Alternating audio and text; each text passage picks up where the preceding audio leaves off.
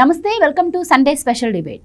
కూటమి ప్రభుత్వం అధికారంలోకి వచ్చిన దగ్గర నుంచి కూడా ఈ 5 ఏళ్లలో 20 లక్షల ఉద్యోగాల కల్పన దిశగా ముందుకెళ్తున్న విషయం మనకి తెలిసిందే. ఇక దీనికి అనుగుణంగా చంద్రబాబు గారు స్పెషల్ టాస్క్ ఫోర్స్ని ఏర్పాటు చేసి మరి పెట్టుబడుల వేట మొదలుపెట్టారు. ఇక రీసెంట్గా ఇటు ముఖ్యమంత్రి చంద్రబాబు గారు, నారా లోకేష్ గారు దావోస్ వెళ్ళి అక్కడ ప్రపంచ దేశాల ప్రముఖులతో కూడా భేటీ అయ్యి ఆంధ్రప్రదేశ్లో పెట్టుబడుల కోసం, అలాగే ఆంధ్రప్రదేశ్ని అక్కడ ప్రపంచవ్యాప్తంగా ప్రొజెక్ట్ చేసేందుకు కష్టపడుతుంటే మరోపక్క వైసీపీ ఏమో దీనిపై దుష్ప్రచారానికి పూనుకుంది. దీనికోసం ప్రజాధనాన్ని వేస్ట్ చేశారని, అక్కడ నుంచి ఒక్క ఎంఓయూ కూడా తీసుకురాలేదు అని చెప్పి ప్రచారం చేస్తోంది. అయితే దీనికి సరైన వివరణ చంద్రబాబు గారు ఇవ్వడం కూడా జరిగింది. రాష్ట్రాన్ని 30 ఏళ్లు వెనక్కి నెట్టినటువంటి వైసీపీకి అసలు ఈ పెట్టుబడుల గురించి, అలాగే ఎంఓఏల గురించి మాట్లాడే హక్కు లేదని ఆయన అంటున్నారు. సో ఇక్కడ వైసీపీ ప్రచారం చేస్తున్నట్టు చంద్రబాబు గారి దావోస్ పర్యటన ఫెయిల్ అయిందా, అసలు ఈ పెట్టుబడుల గురించి మాట్లాడే హక్కు వైసీపీకి ఉందా? ఇలాంటి విషయాలన్నీ కూడా ఈరోజు డిబేట్లో చర్చిద్దాం. మనతో పాటు డిబేట్లో పార్టిసిపేట్ చేసేందుకు స్టూడియోలో ఉన్నారు సీనియర్ జర్నలిస్ట్ సత్యమూర్తి గారు, అలాగే మరో సీనియర్ పొలిటికల్ అనలిస్ట్ అంకమరావు గారు. నమస్కారం సార్. నమస్కారం అండి. నమస్కారం సార్. సో అంకమరావు గారు, మీరు చెప్పండి, ఈ 7 నెలల్లో కూడా చంద్రబాబు గారు ప్రత్యేకంగా అభివృద్ధి పైన ఫోకస్ పెట్టారు. సో అందులో భాగంగానే మొన్న ఈ మధ్య లోకేష్ గారు యుఎస్ వెళ్ళి రావడం కావచ్చు, ఇప్పుడు చూస్తే దావోస్, అక్కడ ప్రపంచవ్యాప్తంగా ఉన్నటువంటి అందరూ కూడా వచ్చి అక్కడ సమావేశం అవ్వటం, ఎవరి రాష్ట్రం గురించి వాళ్ళు అక్కడ ప్రాజెక్ట్ చేసుకోవటం చూస్తూ ఉంటాం. కానీ ఏ కంపెనీ అయినా కూడా కొంచెం అభివృద్ధి చెందిన రాష్ట్రాలకు వెళ్ళడానికే ఇష్టపడుతుంది. కానీ ఇక్కడ ఆంధ్రప్రదేశ్లో మనం చూసాం ఇప్పటి వరకు ఒక క్యాపిటల్ లేని పరిస్థితి. సో ఎలాగోలాగా అక్కడ పెట్టుబడులు తీసుకురావాలి అని చెప్పి బాబు గారు కష్టపడుతుంటే, ఈ 5 సంవత్సరాల్లో ఏ ఎంఓయూ కూడా చేసుకున్నటువంటి వైసీపీ, అలాగే రాజధాని నిర్మాణాన్ని కూడా చేపట్టలేనటువంటి వైసీపీ రెడ్ బుక్ రాజ్యాంగం ద్వారా ఇప్పుడు కంపెనీలు రావట్లేదు, అలాగే ఆయన ఉత్త చేతులతో ఊపుకుంటూ వచ్చారు, ప్రజాధనాన్ని దుర్వినియోగం చేశారు అని చెప్పి మాట్లాడుతుంది. ఎలా చూడొచ్చు అంటారు ఈ అభివృద్ధిని అడ్డుకునే ప్రయత్నాన్ని? అంటే ప్రజాధనాన్ని దుర్వినియోగం చేశారు అంటే 803 కోట్ల రూపాయల ప్రకటనకి ఇస్తే 383 కోట్ల రూపాయలు సాక్షి దినపత్రిక ఇచ్చింది ప్రజాధనం సద్వినియోగం చేసినట్ట. అంటే వాళ్ళు మాట్లాడేదానికి అర్థం పరమార్థం ఉండదనేది ప్రజలందరికీ గమనించారు కాబట్టి వాళ్ళకి 11 స్థానాలకి పరిమితం చేశారు. చాలా స్పష్టంగా ఇక్కడ అసలు దావోస్ అనేది ఏంటి, ఎప్పుడు ఏర్పాటు చేశారు, దేనికోసం ఏర్పాటు చేశారు, అసలు వీళ్ళకి ఏమైనా తెలుసా? ముందు జనవరి 24, 1971లో దావోస్లో ప్రభుత్వ రంగ సంస్థలు కాకుండా ప్రభుత్వేతర రంగ సంస్థలు ప్రతినిధులు, ప్రపంచంలో ఉన్నటువంటి పారిశ్రామికవేత్తలు, అలాగే వాళ్ళ పరిశ్రమల్ని తన రాష్ట్రానికి తీసుకెళ్ళటానికి, మా రాష్ట్రంలో ఇలాంటి సౌకర్యాలు ఉన్నాయి, మేము ఇలాంటి సౌకర్యాలు కలగజేస్తాము, మీ పరిశ్రమ మా రాష్ట్రానికి వస్తే మీకు మాకు ఉపయోగం అని చెప్పి మధ్యవర్తం వహించేసి, లాభాపేక్ష లేని మధ్యవర్తం వహించే ఒక కార్యక్రమానికి శ్రీకారం చుట్టింది దావోస్లో ఒక క్వాజ్ అనే ఇంజనీర్ గారు. అంటే ఆయన పెట్టిందేంటి, అన్ని పెట్టుబడిదారులు అంటే 1000 కోట్ల రూపాయల పైన ఎవరైతే సంస్థలో ఉంటారో వాళ్ళు మాత్రమే రావాలి అక్కడికి. రమారమి 300 మంది వచ్చారు అక్కడికి. 130 దేశాల ప్రతినిధులు అక్కడ పాల్గొన్నారు. దానికి సంబంధించినంత వరకు మన దేశం నుంచి 3 ముఖ్యమంత్రులు వెళ్ళారు. చంద్రబాబు నాయుడు గారు, రేవంత్ రెడ్డి గారు, ఫడ్నవీస్ గారు. అంటే ఇక్కడ మన ప్రభుత్వాలు సంబంధించినంత వరకు ఒకవేళ ఎంఓయూలు అక్కడ కనుక ఒప్పందాలు జరిగినా వాళ్ళ దేశం మన దేశం రెండు మాట్లాడుకున్న తర్వాత, కేంద్రాలు రెండు మాట్లాడుకున్న తర్వాత, అంగీకారం తెలుపుకున్న తర్వాత వాళ్ళు రాష్ట్రంలో పర్యటించి వాళ్ళు అనుకున్న ప్రదేశాలు చూసి అనువైందిగా ఉంటే అప్పుడు మళ్ళీ తిరిగి ఇక్కడ ఒప్పందాలు చేసుకుంటారు చూడండి, పనులు మొదలు పెడతారు చూడండి. అవి అసలైనటువంటి ఒప్పందాలకు సంబంధించినటువంటి ఒప్పందాలు. అవి కాకుండా ఏదో తాత్కాలికంగా ఇక్కడ అనుకున్నవి తీసుకెళ్ళి మళ్ళీ అక్కడే పెట్టుకొని, ఇక్కడ మాట్లాడుకున్నవి అక్కడ పెట్టుకొని, ఇక్కడ వాళ్ళని అక్కడ కూర్చోబెట్టుకొని అయ్యే ఒప్పందాలు అయ్యే గొప్ప అనుకుంటే అవి చంద్రబాబు నాయుడు గారు చేయాలని కోరుకోవట్లా. దానికి చిన్న ఉదాహరణ ఏంటంటే, మామూలుగా ఒకేసారి ప్రతి సంవత్సరం కూడా అదే బటన్ నొక్కుతున్నా అదే పత్రికలకి మామూలు ప్రకటన రూపేణ డబ్బులు సంపాదించి పెట్టడానికి అయ్యే చేశారు వాళ్ళు. దానికి అధిక ప్రాధాన్యత ఇచ్చారు. నిన్నగాక మొన్న పోలవరం నిర్వాసితులకు సంబంధించి 1000 కోట్ల రూపాయలు ఇచ్చారు ఈ ప్రభుత్వం, వాళ్ళ ఖాతాలో జమ అయింది. 3వ కంటికి తెలియదు. నిన్నగాక మొన్న పోలవరం పనులు ప్రారంభమైనవి, దాని గురించి ప్రచారం చేసుకోవాలా. అలాగే అమరావతిలో పనులు ప్రారంభమైనవి, దాని గురించి కూడా ప్రచారం చేసుకోవట్లా. వీళ్ళు ప్రచారానికంటే కూడా పెట్టుబడులు ఎందుకు రావాలి అసలు ఆంధ్ర రాష్ట్రానికి, ఏ విధంగా వస్తారు? 5 సంవత్సరాల విధ్వంసం చూసిన తర్వాత, 5 సంవత్సరాలు అతని పరిపాలన చూసిన తర్వాత హైదరాబాద్ అనే నగరం ఒకప్పుడు చంద్రబాబు నాయుడు గారు ముఖ్యమంత్రి కాకతలికి ముఖ్యమంత్రి అయిన తర్వాత 95లో 97లో దావోస్ వెళ్ళి హైదరాబాద్ రండి అంటే హైదరాబాద్ పాకిస్తాన్లో ఉందా అని చెప్పని అడిగిన పరిస్థితి నుంచి హైదరాబాద్ని ప్రపంచ పటంలో నిలిపిన వ్యక్తి నారా చంద్రబాబు నాయుడు గారు. దావోస్ పర్యటనలో ఎంతమంది వచ్చినా ప్రధాన ఆకర్షణ నారా చంద్రబాబు నాయుడు గారు. ఆయనే బ్రాండ్ అంబాసిడర్ అక్కడ. ఇప్పుడు అక్కడికి వెళ్ళిన తర్వాత తండ్రి కొడుకులు లేకపోతే ఇక్కడ నుంచి వెళ్ళిన ప్రతినిధులందరూ ఎంతమందితో సమావేశం అయ్యారు, అసలు అక్కడ దాకా కూడా వద్దండి. ఒకే ఒక విషయం మాట్లాడుకుందాం. బిల్ గేట్స్ గారు ఎవరితోటి మాట్లాడారు? ఇంతమంది పెద్ద పెద్ద వాళ్ళు వెళ్ళారు కదా, వాళ్ళకి అవకాశం ఇవ్వకుండా ఈయనతోటి చంద్రబాబు నాయుడు గారితో ఎందుకు మాట్లాడారు? ఏంటి చంద్రబాబు నాయుడు గారిలో ఉన్నటువంటి ప్రత్యేకత? ఆ ఒక్క విషయం మాట్లాడుకుంటే అర్థమవుతుంది కదా ఆయన యొక్క ప్రభ ఎంత దేశ విదేశాల్లో వెలిగిపోతుందని చెప్పుకోవడానికి. ఈరోజు ఆయనే స్వయంగా అడిగాడట, ఆ రోజు హైదరాబాద్ని మీరు ప్రమోషన్ చేశారు, ఈరోజు అమరావతిని చేయడానికి వచ్చారా అని చెప్పని. నిస్సందేహంగా అందుకే వెళ్ళారు ఆయన. ఇప్పుడు అమరావతిలో విస్తరించే కార్యక్రమాలు జరుగుతున్నాయి, కొంత భౌగోళికంగా ఉంది కాబట్టి జరిగినాయి. దాన్ని తీసుకొచ్చింది ఒకనాడు భాగ్యనగరం, ఇది ఈరోజు సౌభాగ్యనగరంగా ఎందుకు మారింది? చంద్రబాబు నాయుడు గారి కృషి వల్ల. అందుట్లో ఎవరు అవునన్నా కాదన్నా స్వయంగా కేటీఆరే ఒప్పుకున్నాడు, ప్రత్యర్థే ఒప్పుకున్నాడు. కాబట్టి దాన్ని ఆయన తీసుకొచ్చిన సంస్థల గురించి కావచ్చు, ఆయన చేసిన అభివృద్ధి గురించి కావచ్చు, ఎవరు కూడా వంకపెట్టాల్సిన అవసరం అంటూ ఏమీ లేదు, రాదు కూడా. ఏదో కడుపు మంటతోటి మాట్లాడుకోవడం, బురద జల్లాలని మాట్లాడుకోవడం తప్ప. ఈరోజు ఆంధ్రప్రదేశ్లో సౌకర్యాలు ఎలా ఉన్నాయి? 13 పోర్టులు ఉన్నాయి రవాణాకి ఏదన్నా చేసుకోవడానికి. నీటి మార్గాల రవాణా, మరి రహదారుల ద్వారా రవాణా చేసుకుంటారా? ఏ సౌకర్యాలు కావాలి? వచ్చిన వాళ్ళకి ఏం కావాలి? రహదారులు కావాలి, విద్యుత్ కావాలి, నీరు కావాలి, సత్వరం ప్రభుత్వం నుంచి ఎలాంటి ఆటంకాలు లేకుండా అనుమతులు కావాలి. ఆ ఉత్పత్తులు ఇక్కడ భారతదేశంలో ఎక్కడికైనా పంపించడానికి రవాణా మార్గాలు కావాలి. ఇవన్నీ ఈరోజు ఆంధ్రప్రదేశ్లో ఉన్నాయి. కాబట్టి నా ఆంధ్రప్రదేశ్ ఇది, నా ఆంధ్రప్రదేశ్కు ఉన్నటువంటి శక్తి సామర్థ్యాలు ఇవి. ఆంధ్రప్రదేశ్ బ్రాండ్ని అక్కడ చూపించడానికి వెళ్ళాడు చంద్రబాబు నాయుడు గారు. వాళ్ళే వస్తారు ఇప్పుడు అక్కడి నుంచి. ఈయన చెప్పింది, ఈయన మాట్లాడిందని చూసిన తర్వాత వాళ్ళే పరిగేసుకుంటూ వస్తారు. చాలా వరకు ఒప్పందాలు అయినాయి, కానీ ఆయన ప్రచారం చేసుకోవడానికి ఇష్టపడలేదు. ఇక్కడికి వచ్చి గ్రౌండ్ అయ్యి పని మొదలైన తర్వాత అప్పుడు దాని గురించి వివరిస్తారు. అనేది నేను భావిస్తున్నాను. రైట్ సార్, దీని మీద వైసీపీ నుంచి ఒక్కొక్కరు బయటకు వచ్చి ఒక్కొక్క రకంగా మాట్లాడుతున్న పరిస్థితి.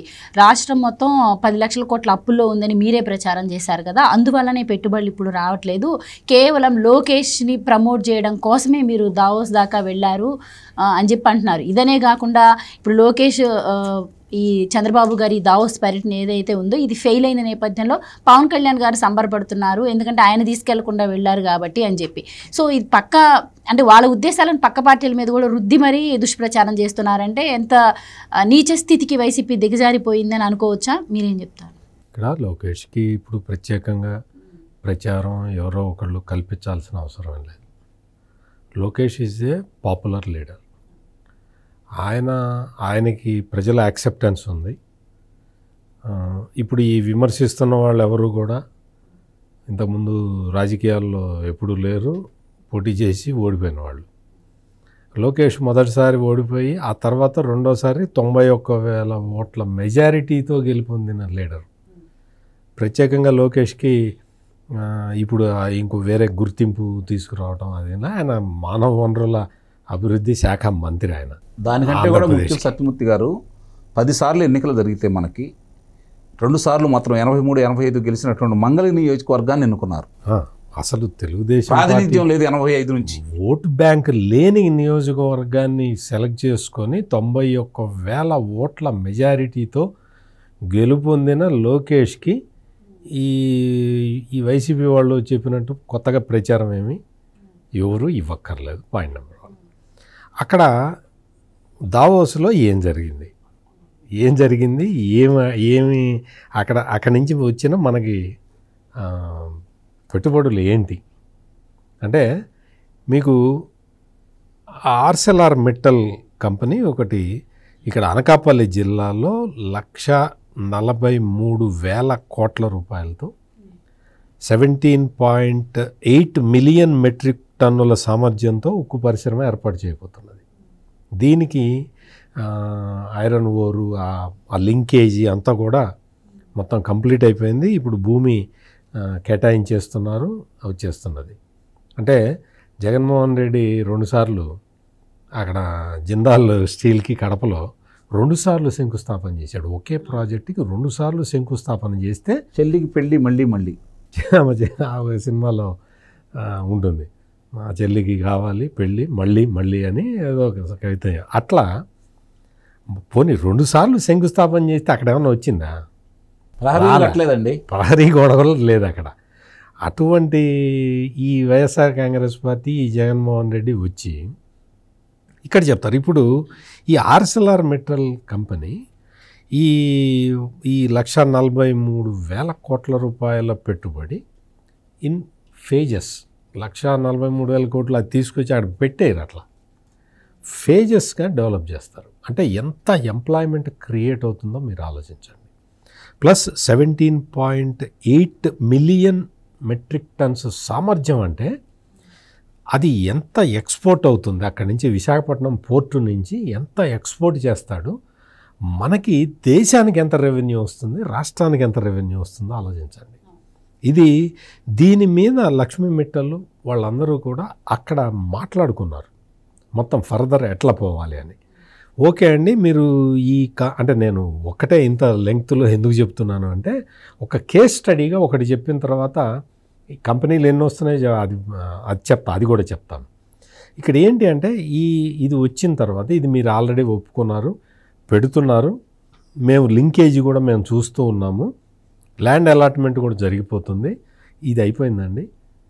గ్రీన్ హైడ్రోజన్లోకి మీరు రాగలుగుతారా అని అడిగితే వాళ్ళు గ్రీన్ హైడ్రోజన్ మరి మీకు మీ పాలసీలో ఉన్నదా, మేము రావచ్చా అని వాళ్ళు అడిగారు.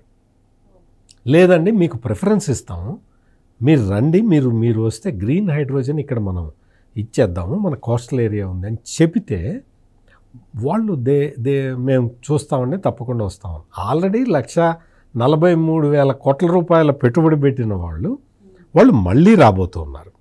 అంటే ఇంకొక కొత్త దీంట్లోటి ఇంకా స్విస్ కంపెనీలు, స్విస్మెన్, ఓర్లికాను, ఆంగ్స్ట్ ఫిస్టరు, స్విస్ టెక్స్టైల్స్ వీళ్ళందరితోటి మాట్లాడారు.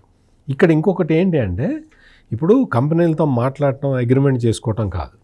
ఇప్పుడు మనం తెలంగాణని, మహారాష్ట్రని మనం విమర్శించాల్సిన పని లేదు, కానీ మనకు అంత అవసరం కూడా లేదు. ఆంధ్రప్రదేశ్కి తెలంగాణని తప్పు పట్టడం, లేకపోతే మహారాష్ట్రని తప్పు పట్టడం ఇది చేయాల్సిన అవసరం లేదు. ఇది పోటీ కాదు, రాష్ట్రాల మధ్య పోటీ కాదు.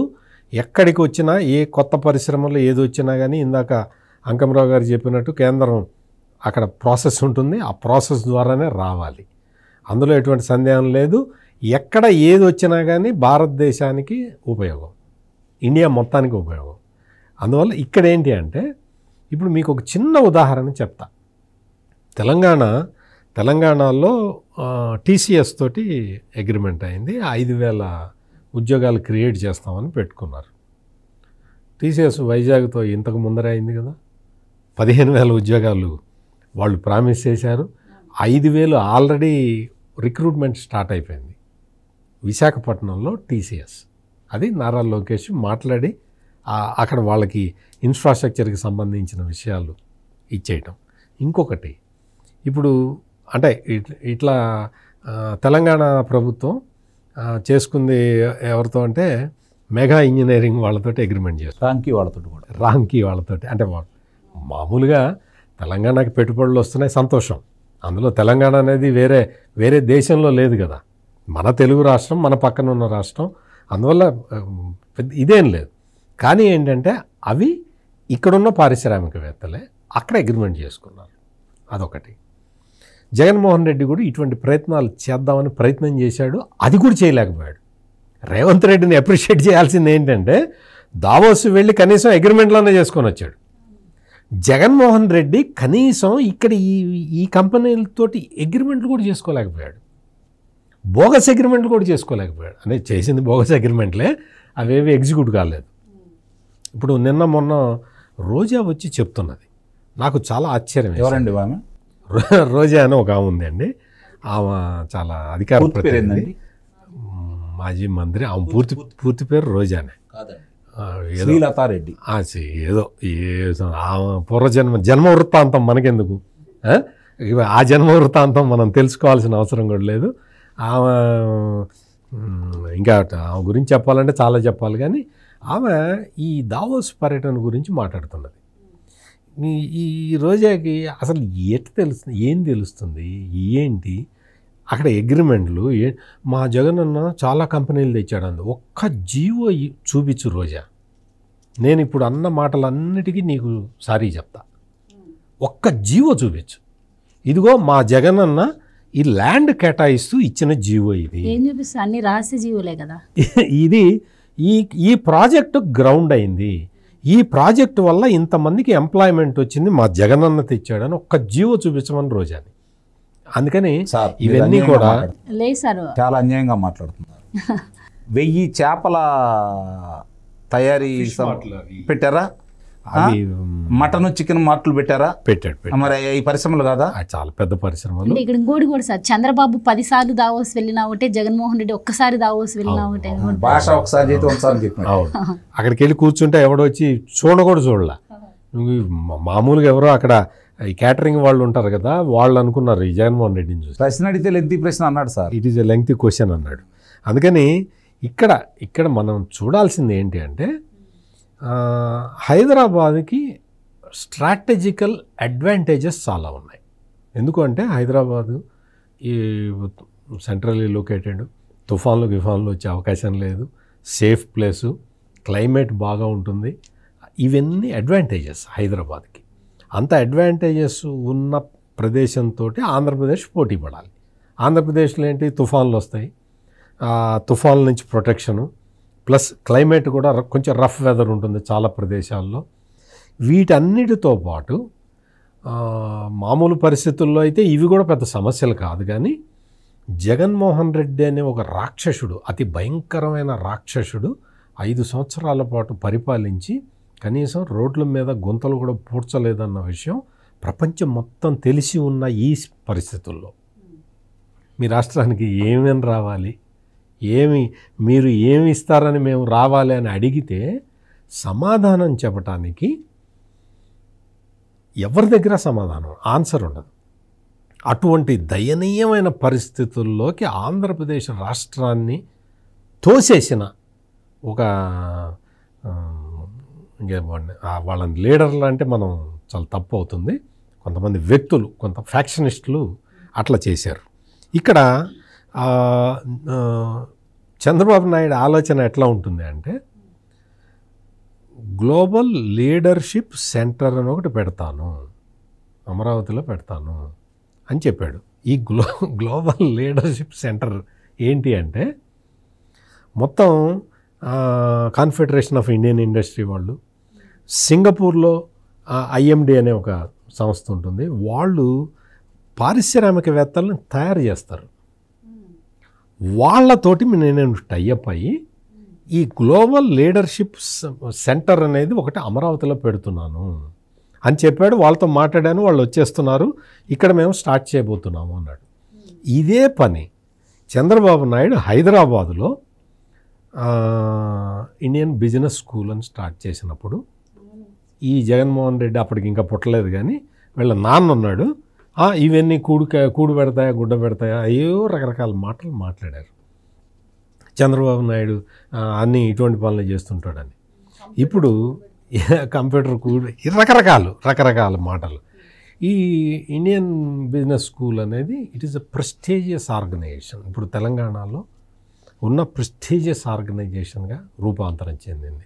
అటువంటిది ఇప్పుడు గ్లోబల్ లీడర్షిప్ సెంటర్ అనేది అమరావతిలో పెడతానంటున్నాడు. ఫారెన్ టైఅప్స్ తోటి మొత్తం పారిశ్రామికవేత్తలందరూ అక్కడికి వచ్చి మాట్లాడి, వాళ్ళు మాట్లాడుకోవటం కాదు, వాళ్ళు పెట్టుబడులు పెట్టడం కాదు, 1000 మందినో 2000 మందినో 3000 మందినో over a period of time పారిశ్రామికవేత్తల్ని తయారు చేస్తారు వాళ్ళు. ఇది రోజాకిను జగన్మోహన్ రెడ్డికి మనం ఎంత చెప్తే ఏం అర్థం అవుతుంది, అర్థం కాదు. ఇట్లా ఈ టైపులో మనం అసలు మొత్తం ఒకటి కాదు, డామెన్ హోల్డింగ్ బీవీ మొత్తం సీ రవాణాని ఇంక్రీజ్ చేయటానికి, అంటే సముద్రం మీద ట్రాన్స్పోర్ట్ చేయటానికి, కంటైనర్లు అభివృద్ధి చేయటానికి రాష్ట్రానికి రావటానికి వాళ్ళు రెడీగా ఉన్నారు. ఇటువంటి కంపెనీలు ఒకటి కాదు 2 కాదు, ఇటు చాలా కంపెనీలు వచ్చేసినాయి. వీటితో పాటు ఇప్పటికే వచ్చిన కంపెనీల లిస్టు చదవమంటే మీరు టైం ఇస్తే చదువుతాను. రిలయన్స్ అంకమరావు గారు టైం చూసుకుంటున్నారు, తొందరగానే ముగిస్తాను. రిలయన్స్ ఇండస్ట్రీస్ వాళ్ళు 500 ఈ ప్రదేశాలు 500 చోట్ల ఈ కంప్రెస్డ్ బయోగ్యాస్ ఇవి తయారు చేసే ప్లాంట్లు పెట్టబోతున్నారు. ఇది ఎక్కడ సౌత్ ఇండియాలో ఎక్కడా లేదు. 65,000 కోట్ల రూపాయలతోటి భారత్ పెట్రోలియం కార్పొరేషన్ వాళ్ళు నెల్లూరులో ఇది చేస్తున్నారు. టాటా కన్సల్టెన్సీ వైజాగ్ వచ్చేసింది, ఎల్జీ ఎలక్ట్రానిక్స్ తిరుపతికి వచ్చేసింది, ఆర్సెలార్ మిట్టల్ ఇప్పుడు చెప్పాను కదా అనకాపల్లికి వచ్చింది, Azad India mobility limited Sathya Sai జిల్లా అనంతపురం ఉమ్మడి అనంతపురం జిల్లాకు వచ్చింది, Bajaj action buildwell private limited నక్కపల్లికి వచ్చింది, Philips carbon black limited Naidupeta, Bharat 4G limited Madakasira, green ammonia India private limited Kakinada, clean renewable energy hybrid 3 private limited Nandyal, Tata power reliable energy limited Pattikonda, John Cockerill Greenko hydrogen solutions private limited Kakinada, Ecoren energy India private limited Anantapur, Aastha green energy ventures India private limited కడపలో రాబోతున్నది. ఈ కంపెనీల పేర్లు కూడా ఈ రోజాకి తెలిసి ఉండవు. ఈ కంపెనీలన్నీ వచ్చేసినాయి, అలర్ట్ అయినాయి, జీవో వచ్చేసినాయి, గ్రౌండింగ్ స్టేజ్లో ఉన్నాయి. గవర్నమెంట్ వచ్చి ఎంతకాలం అయింది? 6 నెలలు మాత్రమే పూర్తయింది. సో వెబ్సైట్లో జీవోలు ఉంటాయి, అవి కూడా తీసుకొని ఖచ్చితంగా వెబ్సైట్ అక్కర్లా, రోజాకి నేను కావాలంటే నేను పంపిస్తా, నా దగ్గర కూడా ఉన్నాయి, నా సెల్లోనే ఉన్నాయి అన్ని జీవోలు. వీటితోటి ఇంటాక్ట్గా ముందరికి వెళ్తూ ఉన్నది. ఇవన్నీ దావోసు వెళ్ళి చేసుకోక, దావోసులో ఏంటి అంటే ఒక అట్మాస్ఫియర్ని క్రియేట్ చేసి వచ్చాడు చంద్రబాబు నాయుడు. చంద్రబాబు వెళ్ళింది ఒక స్టేట్ రిప్రజెంటేటివ్గా కాదు, కంట్రీ రిప్రజెంటేటివ్గా వెళ్ళాడు. టీమ్ ఇండియాని లీడ్ చేశాడు. రేవంత్ రెడ్డి లేకపోతే ఫడ్నవీసు వీళ్ళందరూ కూడా వాళ్ళే చెప్పారు మీరు ముందరుండి నడిపించండి అని. అంటే ఇంకొకటి, మహారాష్ట్రకి ఈ జిందాల్ స్టీల్స్ వాళ్ళు కంపెనీ వచ్చారు, గడ్చిరోలి దగ్గర పెట్టారు, ఆ జిల్లాలో పెట్టారు. వాళ్ళు ఒకసారి కారు వేసుకొని ఆ ఊరికి వెళ్ళి రమ్మని చెప్పండి, క్షేమంగా వస్తే వాళ్ళని అడగచ్చు. అదంతా మావోయిస్టు ప్రభావిత ప్రాంతం చాలా. అక్కడంతా కూడా ఈ మినరల్స్ ఎక్స్ప్లాయిటేషన్ అనేది చాలా టఫెస్ట్ జాబ్. అటువంటి టఫెస్ట్ జాబ్ అంటే అది దాదాపుగా అసాధ్యం అక్కడ చేయటం. Over a period of time మేము పెడతాము, మేము చేసుకుంటామని చెప్పి వాళ్ళు వస్తున్నారు.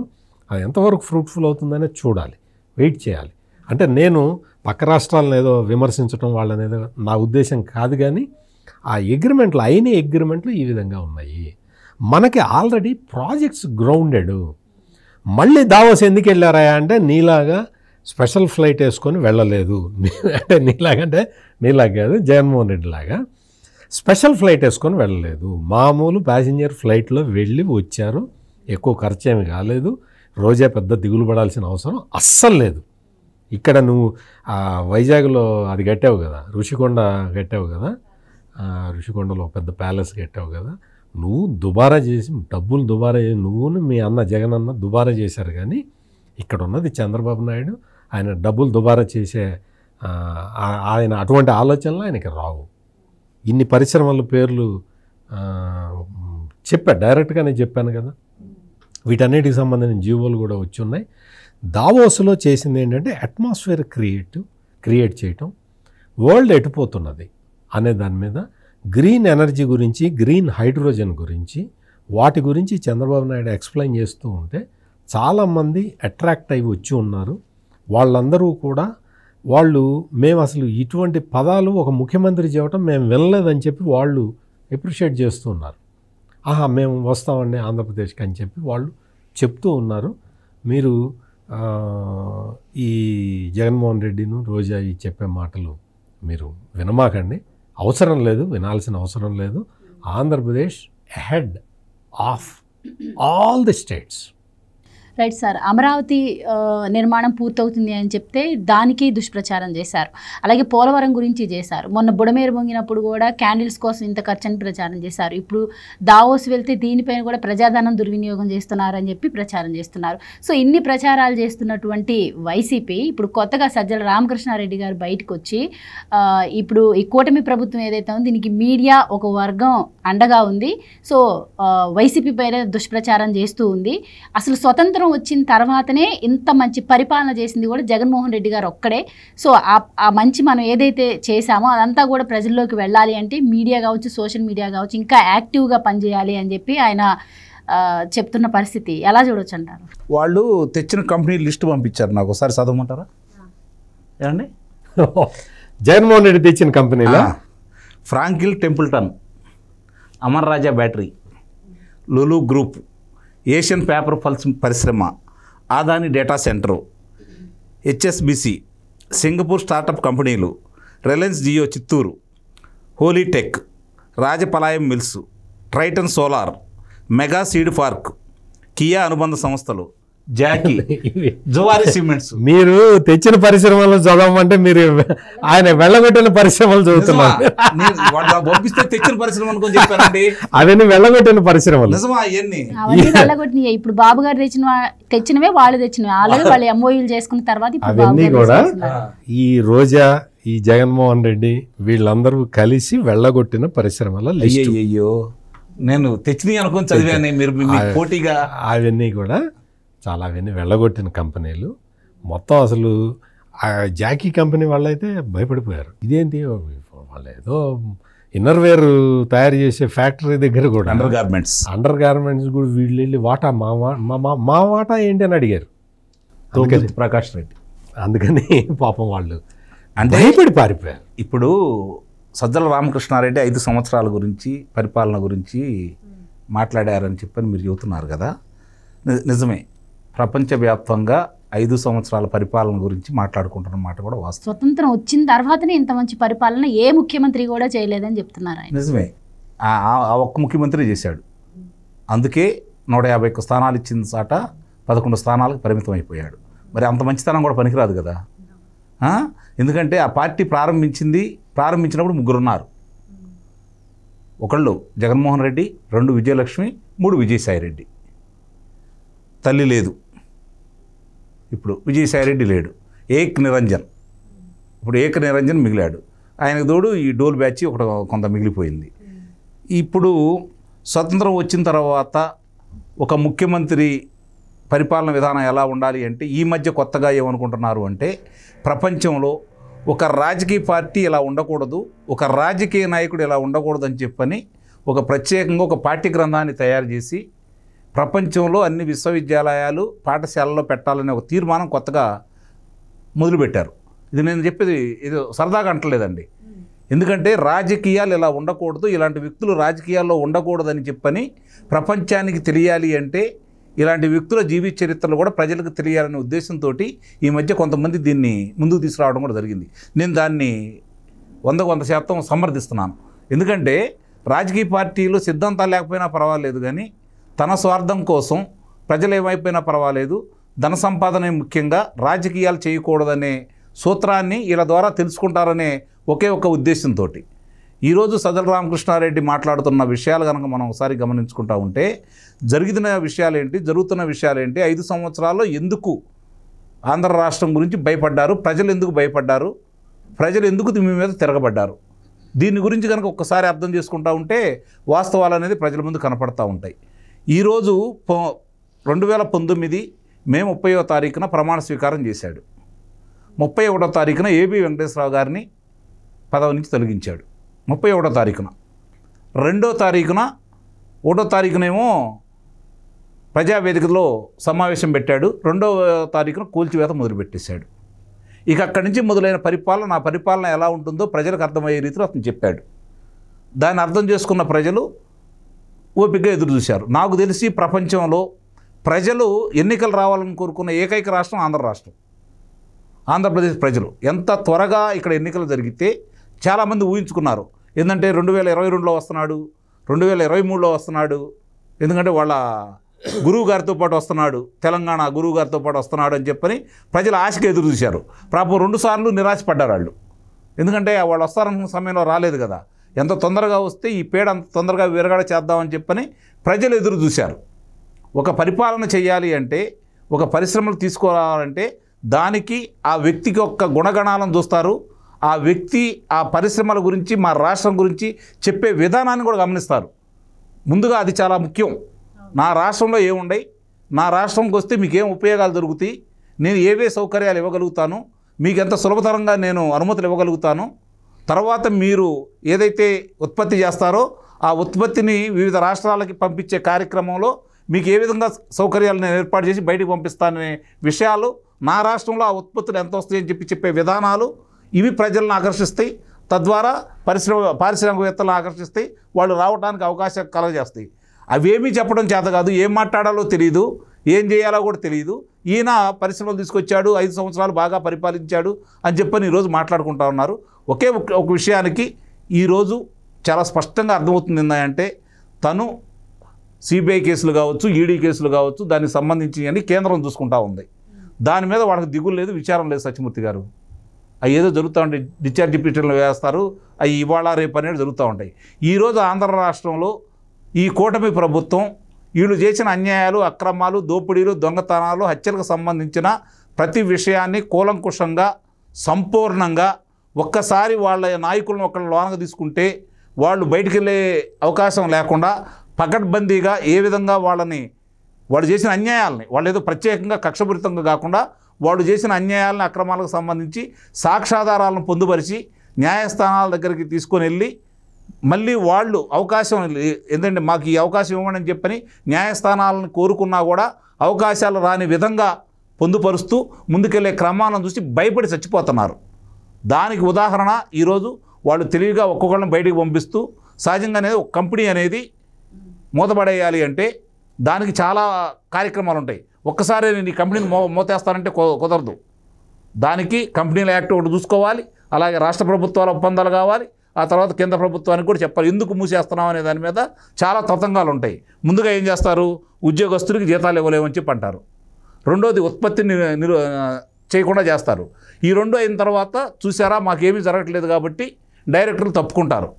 అప్పుడు ఎవరూ లేరు, మాకు ఉద్యోగస్తులు లేరు, మాకు ఆర్థిక ఇబ్బందులు ఉన్నాయి, మేము ఈ కంపెనీని మూసేస్తామని చెప్పని లాగౌట్ ప్రకటిస్తారు. ఆ తర్వాత కంపెనీని మూసేస్తారు. సేమ్ అదే జరుగుతుంది ఈరోజు. వాళ్ళ పార్టీని కూడా కంపెనీగా చూశారు వాళ్ళు, రాజకీయ పార్టీగా చూడలేదు. ఈరోజు కూడా రాజకీయ పార్టీగా మళ్ళీ ప్రస్థానం సాగించాలనే కోరిక కూడా లేదు వాళ్ళకి. ఆ విషయాలు చెప్పానండి. ఈరోజు ఒక్క విషయం ముందుకు వచ్చేసి, ఈరోజు మా 5 సంవత్సరాల పరిపాలనలో మేము ప్రజల కోసం ఇది చేసుకొచ్చాము, ఒక్క 1000 మందికి ఉపాధి కలగజేసే ఒక కంపెనీని మేము తీసుకొని వచ్చాము, తద్వారా రాష్ట్రానికి ఇంత ఆదాయం వచ్చింది, మేము ఇంత ఖర్చు పెట్టాము, ఇంత ఆదాయం వచ్చింది, దీనివల్ల రాష్ట్రానికి ఉపయోగం జరుగుతుంది, ఇలాంటి కంపెనీలు 4 తీసుకొచ్చామని ఈరోజు చెప్పానండి. దాన్ని పరిపాలన అంటారా, బటన్ నొక్కడం పరిపాలన అంటారా? అంటే వాళ్ళ ఉద్దేశం ఏంటంటే ఆంధ్ర రాష్ట్రంలో చదువుకున్న విద్యార్థులు ఉండకూడదు, వాళ్ళ కాళ్ళ మీద వాళ్ళు నిలబడకూడదు, వాళ్ళు వృద్ధి చెంది వాళ్ళ కుటుంబాలు సౌకర్యవంతంగా ఉంటే వాళ్ళకి లోకజ్ఞానం పెరిగిద్ది కాబట్టి మనం చెప్పే మాటలు వినరు, మన పరిపాలన నచ్చదు కాబట్టి ఇక్కడ ఎవరికున్నా అందరినీ బయటికి పంపించేస్తే మనం ఇచ్చే పథకాల ద్వారా ప్రజల్ని మభ్యపెట్టేసి ఇవే ఆధారం అని చెప్పిన వాళ్ళని భ్రమింప చేసేసి వాళ్ళని భిక్షగాలం చేసి మనం దోచుకున్నదంతా దోచుకోవచ్చు. 2004 నుంచి తండ్రి చూపించాడు, ఇదే విజయసాయిరెడ్డి పక్క నుండి ఏం చేయాలో చేశాడు కాబట్టి అదే విధంగా చేద్దాం అనుకున్నారు, చేశారు. వాళ్ళు దోచుకోవాల్సినంత దోచుకున్నారు. ఈరోజు మొన్న గణాంకాల ప్రకారం అండి ప్రభుత్వం దగ్గర ఉన్నది 11 లక్షల మంది ఈరోజు ఫిర్యాదులు ఇచ్చారు భూములకు సంబంధించినటువంటి తప్పులు ఉన్నాయని సరిచేయమని చెప్పని. అంటే ఏ విధంగా వాళ్ళ పరిపాలన ఉందో మనకు అర్థమైపోతానే ఉంది కదా. నీటిపారుదల రంగాలు చూసుకున్నా, లేకపోతే వ్యవసాయ రంగం చూసుకున్నా, ఉద్యోగస్తులను చూసుకున్నా, అంగన్వాడీని చూసుకున్నా, ఆశా వర్కర్లను చూసుకున్నా, కార్మికులను చూసుకున్నా, ఎవరిని చూసుకున్నా కూడా, చివరికి రైతులను చూసుకున్నా కూడా ఎవ్వరు ఆ పరిపాలనలో ప్రశాంతంగా ఉన్నారు, వాళ్ళకి న్యాయం జరిగిందో ఒక్కళ్ళ గురించి చెప్పానండి. అప్పుడు దాని గురించి మాట్లాడుకుందాం. సజ్జల రామకృష్ణారెడ్డి గురించి, వీళ్ళ గురించి మాట్లాడుకుందాం. నీ కొడుక్కి ఇబ్బంది అవుతుందని చెప్పని నీ కొడుకు అప్పుడు దాకా చూసుకున్నటువంటి సోషల్ మీడియాలో ఈ కూటమి ప్రభుత్వం అవన్నీ బయటకు తీసి అతను ఎక్కడ కారాగారంలో పెడుతుందని చెప్పని ముందుగా నీ కొడుకుని తప్పించినటువంటి అపర మేధావి నువ్వు ఈరోజు ఇంకో బకరాన్ని తీసుకొచ్చి అక్కడ పెట్టేశారు. అంటే ఇట్లా ముందస్తుగానే చూసుకుంటూ మీరు చేసుకుంటూ మీ కుంభకోణాలన్నీ వరుసనే బయటకు వస్తున్నాయి కాబట్టి ఏం చేయాలో అర్థం కాని పరిస్థితుల్లో పార్టీనే లేకుండా చేయాలన్న తలంపుతోటి వాళ్ళ యొక్క అనుమతితోటి ఒక్కళ్ళు బయటకు వెళ్తున్నారని అయితే నేను చెప్తున్నాను. లేకపోతే వాళ్ళ మీద కోపంతో కాదు. వాళ్ళు ఇప్పుడు ఒక పార్టీలో ఉండాలి అంటే నమ్మకం అనేది ఉండాలి. అధినాయకుడి మీద నమ్మకం ఉండాలా, ఆ పార్టీ మీద నమ్మకం ఉండాలా. అధినాయకుడి మీద నమ్మకం లేదు, ఆ పార్టీ మీద నమ్మకం లేదు. ఎందుకంటే అది రాజకీయ పార్టీ కాదు కాబట్టి. ఇంకా వాళ్ళు మా పరిపాలన చూశారు, మేమే చూస్తాము, 2029లో మేమే వస్తాం. మనం మాట్లాడాడు కదా విజయసాయి రెడ్డి, 2029 దాకా చంద్రబాబు నాయుడు గారు నువ్వు బతికుంటే నిన్ను కారాగారవాసం చేస్తాను నేను అని చెప్పి మాట్లాడాడు కదా. మరి ఏమైపోయింది ఈరోజు? చంద్రబాబు నాయుడు గారితో నాకు వ్యక్తిగత విభేదాలు లేవు, వాళ్ళ కుటుంబాలతో విభేదాలు లేవు, రాజకీయంగానే విభేదాలు. ఆయన క్లాస్మేట్ కదా, ఈయన ఎవరు, పవన్ కళ్యాణ్ గారు చిరకాల మిత్రుడు. ఈ విధంగా చెప్పుకుంటూ వస్తున్నాడు కదా. ఎందుకు మరి బెల్లతనం? ఇక్కడ కూడా చూడండి, ఇంత చేసినటువంటి వైఎస్ఆర్ రాజశేఖర రెడ్డి సతీమణి గారి గురించి చెప్పాల, భారతి గారి గురించి చెప్పాడు, లేదంటే జగన్మోహన్ రెడ్డి గురించి చెప్పాడు, ప్రధానమంత్రి గారి గురించి చెప్పాడు, అమిత్ షా గారి గురించి చెప్పాడు. ఈరోజు రాజీనామా చేసిన తర్వాత ఏం మాట్లాడాడు? నేను జగన్మోహన్ రెడ్డి గారి అనుమతితోటి ఆయనతో మాట్లాడే చేశాను అంటున్నాడు. అంటే ఇక్కడ కుట్రకోణం ఉందని అర్థమైపోతానే ఉంది కదా. అంటే ఇంతవరకు వాళ్ళు చేసింది ఏంటంటే, వాళ్ళు చేసిన తప్పులు కూటమి బయటపెట్టిన దానికంటే కూడా వాళ్ళే బయటకు వచ్చి చెప్పుకుంటున్నారండి. మొట్టమొదటి చూసుకుంటూ ఉంటే రామకృష్ణారెడ్డి, మాచర్ల మాజీ శాసనసభ్యుడు కావచ్చు, బోరగడ్డ అనిల్ విషయంలో కావచ్చు, వర్రా రవీందర్ రెడ్డి గారు కావచ్చు, నందిగం సురేష్ గురించి కావచ్చు, ఇవన్నీ కూడా వాళ్ళే బయటపెట్టుకున్నారు. వీళ్ళు చెప్పిన దానికంటే కూడా ఇది కూడా అట్లానే వాళ్ళే బయటపెట్టి తీసుకొస్తున్నారని అయితే నేను భావిస్తున్నాను. వాళ్ళు ఏం చెప్పినా ప్రజలైతే నమ్మే పరిస్థితిలో లేరు, నమ్మాల్సిన అవసరం కూడా లేదు. మనం కూడా వాళ్ళకి అధిక ప్రాధాన్యత ఇవ్వకుండా వాళ్ళ గురించి అంత తక్కువ మాట్లాడితే మంచిదనేది నా అభిప్రాయం. సో ఇప్పుడు సార్ అన్నారు వైసీపీ రాష్ట్రానికి ఏం పెట్టుబడులు తీసుకొచ్చింది అని చెప్పి. అయితే 40 ఏళ్ల అనుభవం ఉందని చెప్పుకున్న చంద్రబాబు ఏం పెట్టుబడులు తీసుకొచ్చారు? జగన్మోహన్ రెడ్డి గారు గతంలో దావోస్ వెళ్ళినప్పుడు 1.24 లక్షల కోట్ల పెట్టుబడులు తీసుకొచ్చారు. అలాగే విశాఖపట్నంలో ఏదో ఐకానిక్ టవర్ అంటున్నారు, 87 కోట్లు ఖర్చు పెట్టి 11 అంతస్తులతో కట్టిస్తే దాంట్లోకి ఇప్పుడు కంపెనీలు ఎక్కడ వస్తున్నాయి, అసలు కంపెనీలు వస్తున్నాయని చెప్పి టీడీపీ ప్రచారం చేసుకుంటుంది. అసలు అక్కడ ఎంఓయూలో జరగలేదు, కంపెనీలు ఎక్కడి నుంచి వస్తున్నాయి అని చెప్పి అడుగుతుంది వైసీపీ. మీరేం చెప్తారు? వైసీపీ వాళ్ళకి తెలీదు, బేసిక్గా తెలీదు. ఇంకొక రెండో పాయింట్ ఏంటంటే, వాళ్ళు అబద్ధాలు చెప్పటంలో ఆరితేరిన నేర్పరితనం వాళ్ళకు ఉన్నది. వాళ్ళు కళ్ళు ఆర్పకుండా అబద్ధాలు చెప్తారు. అట్లా చెప్పే అబద్ధాలు తప్ప ఇక్కడ అసలు వైసీపీ వాళ్ళ పాలనలో నిజంగా అభివృద్ధి జరుగుంటే ఒక్కడన్నా చెప్పుకుంటాడు కదా. నువ్వు ఎంతసేపటికి రోజాను, గోరంట్ల మాధవ్, లేదా యాంకర్ శ్యామల వీళ్ళు కాదు కదా వాళ్ళు చెప్పాల్సింది. ఎవరన్నా ప్రజలు చెప్తున్నారా? ఏదన్నా దానికి సంబంధించిన ఆధారాలు ఉన్నాయా? నేను ఇందా నుంచే మొత్తుకుంటున్నది అదే. ఏమన్నా జీవోలు ఉంటే బయట పెడితే, ఇంతమందికి ఈ ఫ్యాక్టరీ పెట్టించాం మేము, ఇదో ఇది ఇంత పెట్టుబడి పెట్టింది, ఇంతమందికి ఎంప్లాయ్మెంట్ వచ్చింది అని ఏదన్నా స్టాటిస్టికల్ రికార్డు, గవర్నమెంట్ రికార్డు ఏదన్నా ఉంటే బయట పెట్టమను. అది చేత కాదు, అది లేదు. అక్కడ ఉంటే కదా పాపం వాళ్ళు ఏదో అక్కడ జగన్మోహన్ రెడ్డి ఆఫీస్ నుంచి ఒక స్క్రిప్ట్ వస్తుంది, ఆ స్క్రిప్ట్ చదువుతారు. వీళ్ళకి కూడా ఏం తెలియదు అక్కడ వాస్తవంగా అక్కడ ఏం జరిగింది ఏంటి అనేది. అంటే దోపిడీ తప్ప ఏం జరగలే. దాని నుంచి అంకమరావు గారు చెప్పిన పాయింట్ కూడా అదే. నువ్వు ఏ యాంగిల్లో చూసినా దోపిడీ తప్ప ఇంకోటి లేదు. నువ్వు ఆ దోపిడీ ఎట్ట చేసుకోవాలి, అసలు మనం అధికారంలోకి వచ్చిందే దోపిడీ చేయటానికి అన్న ఉద్దేశంలో వాళ్ళు 5 సంవత్సరాల కాలం గడిపి ఒక్కొక్కడు 1 లక్ష కోట్లు వేసుకొని పక్కకి జరిగిపోయి, ఇప్పుడు నేను రాజకీయాల్లో ఉండను, నేను వ్యవసాయం చేసుకుంటా అని ఒకటి చెప్తాడు. ఇంకోటి అదే అటువంటి వ్యవసాయమే. ఇంకోటి వచ్చి ఇంకోటి చెప్తాడు. ఇంకోటి అసలు నాకు ఇది కాదు, నేను అది కాదు అని చెప్తారు. మొత్తం ఇదంతా కూడా ఈ చంబల్ లోయకి సంబంధించిన ముఠాలు ఎట్లా ఉంటాయో ఆంధ్రప్రదేశ్ రాష్ట్రాన్ని ఆ విధంగా పట్టి పీడించారు. ఇప్పుడు ఆ పీడ ఒక్కొక్కటి విరగడైపోతూ ఉన్నది. ఇక్కడ ముఖ్యంగా మనం చూడాల్సింది ఏంటంటే, ఈ దావోస్ టూర్కి వెళ్ళి వచ్చిన తర్వాత చంద్రబాబు నాయుడు చెప్పింది ఏంటి అంటే మామూలుగా ఒక కంపారిజన్ లేకుండా మామూలుగా చెప్తున్నాను, కంపారిజన్ అంటే not with Jaganmohan Reddy, other స్టేట్స్తో కూడా కంపారిజన్ లేకుండా నేను ఒక చిన్న పాయింట్ చెప్తాను. ఏంటి అంటే మామూలుగా ఏదో కంపెనీ వచ్చింది, ఆ కంపెనీలో ఉద్యోగం చేసే వాళ్ళ వరకు పరిమితం అవుతుంది. ఆ కంపెనీ వల్ల ప్రభుత్వానికి ఆదాయం వస్తుంది. ఆ ఆదాయం పేద ప్రజల సంక్షేమానికి ఉపయోగపడుతుంది. సాధారణంగా జరిగే డైనమిక్స్ ఇవి. కానీ ఇక్కడ చంద్రబాబు నాయుడు దావోస్ వెళ్ళిన తర్వాత వెళ్ళి అక్కడ 3 కంపెనీలతో మాట్లాడాడు. ఒకటి యూనిలీవరు, పెప్సికో, వాల్మార్ట్. ఈ 3 కంపెనీలతోటి వాళ్ళతోటి మాట్లాడి మీకు ఏమేమి కావాలి, ఏమేమి వస్తువులు అంటే ఇవన్నీ వినిమయ వస్తువుల్ని సప్లై చేసే కంపెనీలు కదా, మీకు ఏమేమి కావాలి వాటికి మేము ఇస్తాం, తీసుకుంటారా అని వాళ్ళతోటి మాట్లాడుకొని వచ్చాడు. దాంతో ఏమైంది, మొత్తం రాష్ట్రంలో ఉన్న మొత్తం చిన్న తరహా పరిశ్రమల వాళ్ళందరినీ ఇప్పుడు రెడీ చేసి వాళ్ళకి అటాచ్ చేయొచ్చు. ఫార్మర్స్ని ఇప్పటికి ఆల్రెడీ ఒక 10 లక్షల మంది ప్రకృతి వ్యవసాయదారులు తయారయ్యారు ఆంధ్రప్రదేశ్లో. వాళ్ళ సంఖ్యని 40 లక్షలకి పెంచి ఈ ప్రకృతి వ్యవసాయం ద్వారా ఉత్పత్తి చేసిన వాటిని విత్ సర్టిఫికేషన్ వాల్మార్ట్కి, పెప్సికోకి, ఈ యూనిలీవర్ కంపెనీలకి మన రైతులు సప్లై చేసే స్థాయిలో తీసుకురావటానికి ప్లాన్ చేస్తున్నారు. అంటే మీకు ఏమైంది, కంపెనీలు ఇక్కడికి రాలే, యూనిలీవరు, పెప్సికో లేకపోతే వాల్మార్ట్ వచ్చి ఆంధ్రప్రదేశ్లో ఫ్యాక్టరీ పెట్టలే. ఇక్కడ రైతుల దగ్గర నుంచి, చిన్న వ్యాపారస్తుల దగ్గర నుంచి, వీళ్ళందరి దగ్గర నుంచి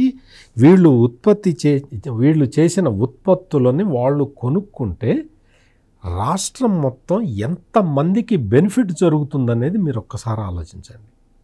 ఇది చంద్రబాబు నాయుడు దావోస్ వెళ్ళి చేసి వచ్చిన పని. చంద్రబాబు నాయుడు, నారా లోకేష్, ఐటీ మంత్రి నారా లోకేష్, పరిశ్రమల మంత్రి టీజీ భరత్, వీళ్ళు ప్లస్ అధికారుల బృందం, వీళ్ళు వెళ్ళి అక్కడికి వెళ్ళి చేసి వచ్చింది ఏంటంటే ఒక చిన్న నేను చెప్పింది కూడా ఒక పార్టే, ఒక 10% గురించి చెప్పాలి అంటేనే ఇంతసేపు పట్టింది. అక్కడికి వెళ్ళి వాళ్ళు చేసింది 500 మంది పారిశ్రామికవేత్తల్ని పర్సనల్గా కలిసి వచ్చారు.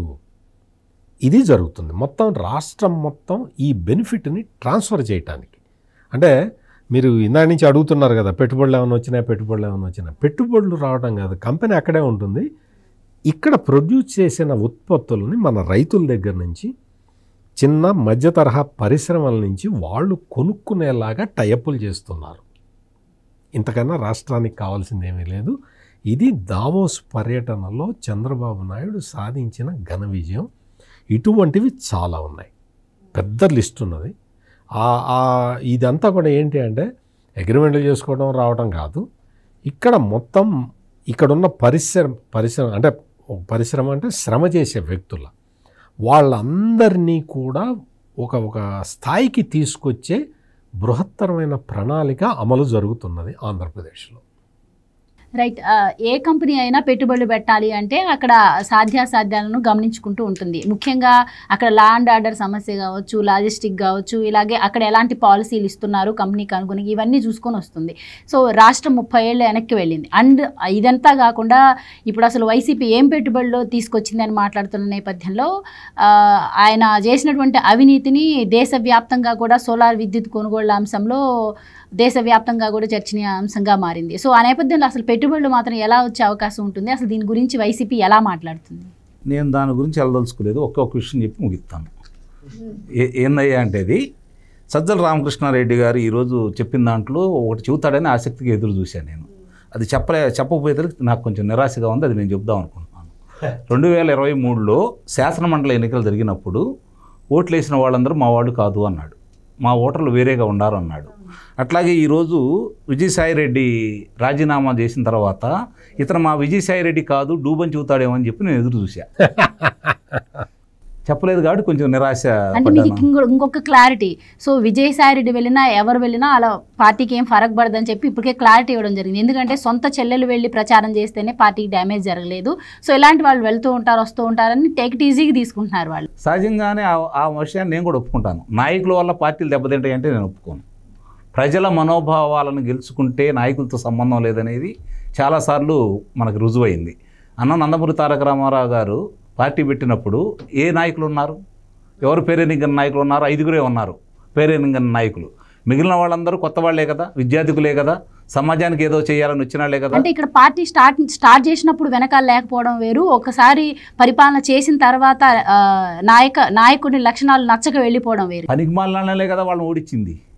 ఆ పనికిమాలినాళ్ళు ఉంటే అంత పోతే అంత. ఇంకొకటి ఏంటంటే మీరు చెప్పేదానికి కంటిన్యూషను, ఇది మీరు చెప్తున్నది రాజకీయ పార్టీల గురించి, ఇది ప్రైవేట్ లిమిటెడ్ కంపెనీ. చెప్పే కదా సార్ ఇందానేది. అదే అందుకనే కదా. ప్రైవేట్ లిమిటెడ్ కంపెనీ నుంచి భాగస్వాములు వెళ్ళిపోతే కంపెనీ ఎత్తిపోతుంది. రాజకీయ పార్టీలు వేరు, ఈ ప్రైవేట్ లిమిటెడ్ కంపెనీ వేరు. అందుకని ఇది ఖచ్చితంగా ఒక పార్ట్నర్ వెళ్ళిపోయాడు. Right sir, thank you so much అండి. నమస్కారం. Thank you so much sir. ఇది వాటి డిబేట్. మరో డిబేట్తో మళ్ళీ కలుద్దాం. Keep watching.